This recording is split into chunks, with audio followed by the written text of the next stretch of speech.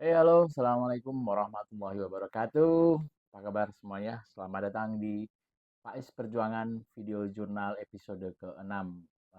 Hari ini kebetulan saya sengaja tidak merekam secara live.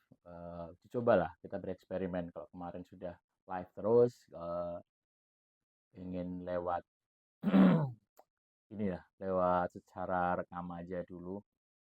Ya, nggak tahu apakah akan editannya akan seperti ya raw sih, tetap konsepnya tetap raw, tidak ada edit di video yang saya upload ini, cuma pengen bereksperimen aja.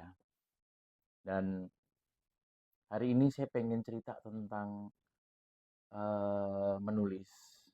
Jadi hmm, kebetulan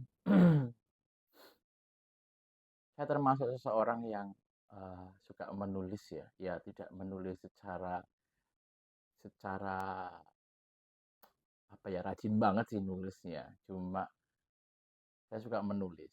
Eh, Masa-masa saya suka menulis, menulis ini bukan ya, tapi dari ketika kecil saya suka banget ngarang sih ya. Jadi pelajaran-pelajaran bahasa Indonesia kalau udah pelajaran mengarang itu udah pasti saya suka, sangat suka. Bisa 2 atau 3 paragraf lah waktu itu. Kemudian ketika masa SMP gitu ya, eh, mulai jadi senang menulis itu dimulai mungkin dari suka membaca. Jadi ketika waktu saya kecil dulu, mungkin masa-masa SD ya, saya tuh sangat suka banget membaca apa yang ada, bacaan yang ada di rumah, pasti saya baca. Saya masih ingat dulu ketika saya masih SD, ketika di Purbalingga dulu, saya menemukan satu karung itu isinya itu wah komik, komik apa ya, kalau teman-teman tahu Tiger Wong gitu ya. Kalau nggak salah judulnya apa ya, Supreme atau apa gitu ya, semacam Tiger Wong gitulah. Nah, saya baca tuh udah banyak banget komik ternyata di situ saya baca, bacalah Bobo dan sebagainya. Wah, itu luar biasa. Membuat imajinasi ketika masa kecil tuh luar biasa. Kemudian ketika ada di Purbalingga juga ketika tempat saudara ada salah satu Pak Lek lah, Om ya.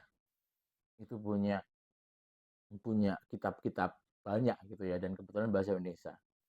Ada kitab itu namanya kalau nggak salah, seingat saya namanya kitab Durotun Nasihin. Nah, ketika saya baca ternyata, wah ini ada banyak cerita-cerita Nabi ini waktu itu, cerita-cerita mukjizat dan sebagainya. Ada berapa jilid itu ya, kebetulan saya hampir baca semua yang ada itu. Wah, dan dari situlah saya belajar tentang, oh syariat-syariat uh, dalam fikih itu apa, itu saya baca semuanya lah, itu jadi pengalaman berharga. Dan ketika SMP ketemu dengan, kebetulan saya di madrasah, ketemu pelajaran fikih itu kayak mengulang lagi apa yang pernah saya baca dulu ketika SD itu. Oh, ternyata gini ya, secara detail, karena di pelajaran fikih di madrasah itu kan ada, dan ada madrasah, maaf, ada pelajaran akidah akhlak, kemudian ada pelajaran Quran hadis, itu kayak membuka lagi memori di masa kecil gitu, karena saya membaca buku-buku tentang ayat-ayat itulah, hadis-hadisnya, dan cerita banget cerita-cerita Nabi itu saya baca. Wah, luar biasa dan itu menyenangkan gitu. Itu mungkin semangat apa ya?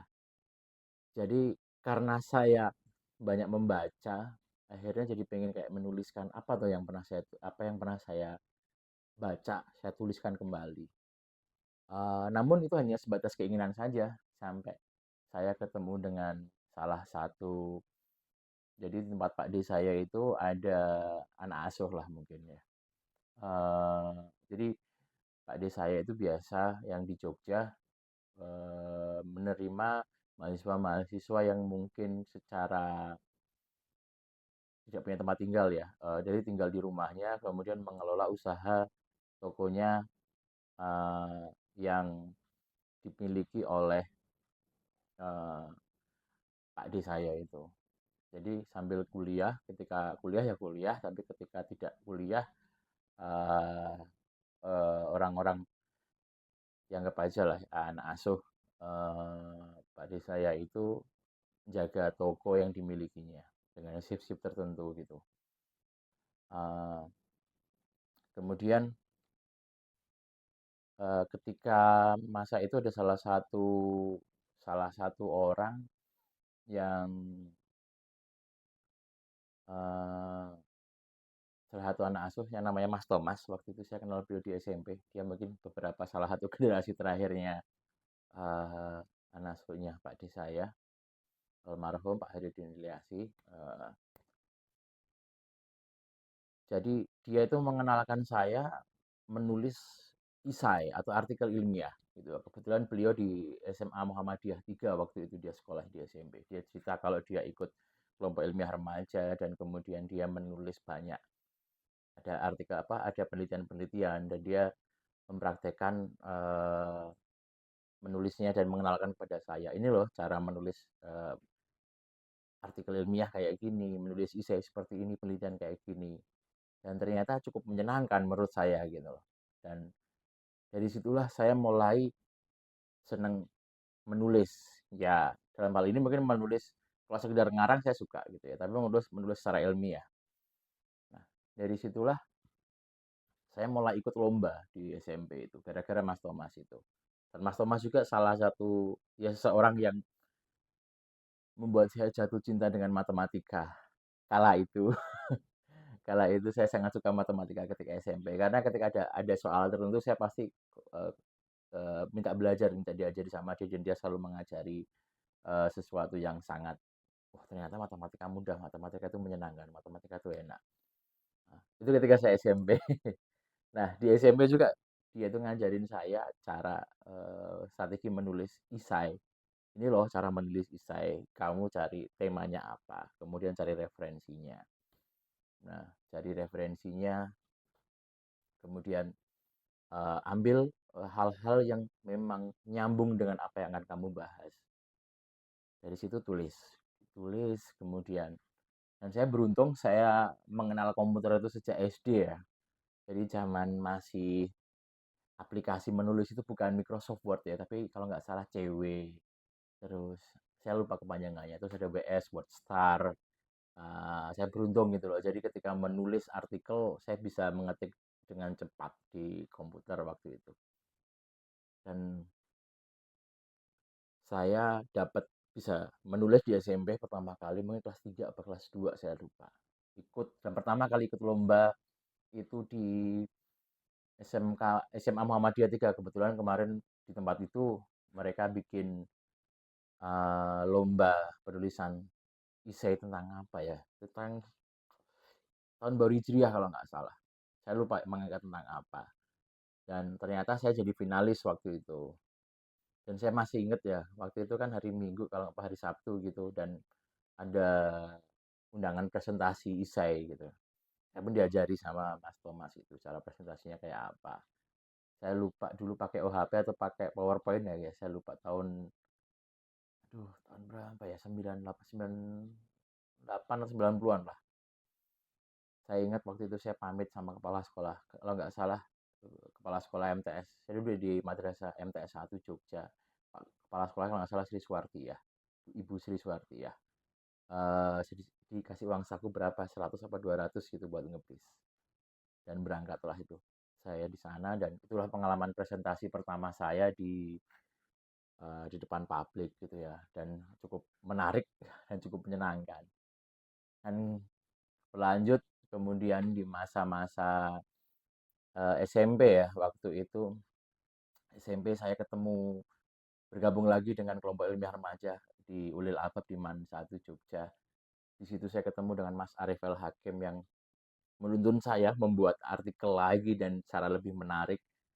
Artikel ilmiah bentuknya, karya tulis dan berbentuk mungkin tadi literatur ya, waktu itu diajarin lah saya, dan bisa luar biasa. Dan karena belilah Mas Arif El Hakim, saya bisa bisa mungkin karya tulis saya bisa juara nasional keduanya, karena kebetulan yang mengadakan adalah pimpinan pusat Muhammadiyah, dan yang 2 kali di Jakarta juga.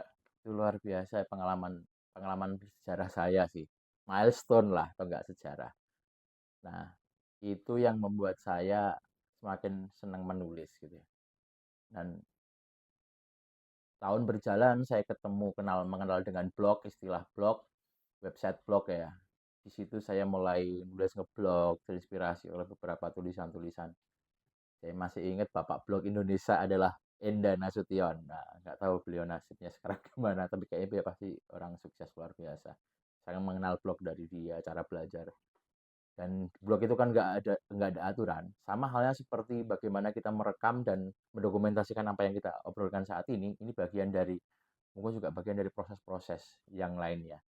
Bangsa Indonesia itu bangsa, kalau saya menurut saya sih, saya meminjam istilahnya Ridwan Kamil waktu itu dia sempat ngomong di Clubhouse bahwa bangsa Indonesia adalah bangsa pencerita, bangsa yang suka ngomong sebetulnya. Di mana informasi-informasi selalu dikatakan word of mouth dengan mulut ke mulut dan makanya mungkin orang-orang Indonesia suka cerita. Mungkin kenapa saya juga suka cerita, mungkin juga secara genetiknya orang Indonesia mungkin. Uh, dari situlah saya suka menulis. Dan ketika masa-masa saya kuliah, saya malah sama sekali nggak suka, malah jadi passion saya menulis sangat berkurang, cuma hanya menulis lewat blog-blog itu saja dan menulis-menulis ilmiah pun saya sempat ikut UKM penelitian di UNY waktu itu, tapi ternyata aduh orang-orangnya nggak merokok. Jadi saya kayaknya wah menghilang deh dari situ mencari tempat yang cukup nyaman buat saya. Eh, Kemudian ketemu dengan beberapa teman-teman yang suka menulis juga, tapi ternyata semangat saya untuk menulis hanya hanya sebatas menulis aja artikel-artikel atau opini-opini yang saya tulis di blog saja, tidak di melalui media yang lomba-lomba kayak gitu. Tapi saya justru aktif di UKM musik waktu itu. Sampai akhirnya di dunia kerja. Di dunia kerja dengan jadi guru BK, dengan megang banyak kelas, megang banyak siswa, kayaknya membuat saya tidak apa ya, jadi malas untuk menulis gitu ya. Hanya saja beberapa tahun terakhir ini, 5 tahun terakhir ini mungkin saya jadi kepengen menulis gitu loh, karena melihat teman-teman yang mulai menulis dengan mungkin standar guru gitu ya, cara penulisannya seperti itu. Jadi membuat saya, oh saya bisa lah untuk menulis kayak gitu dan beberapa tulisan saya sudah muncul di pendapat guru di KR.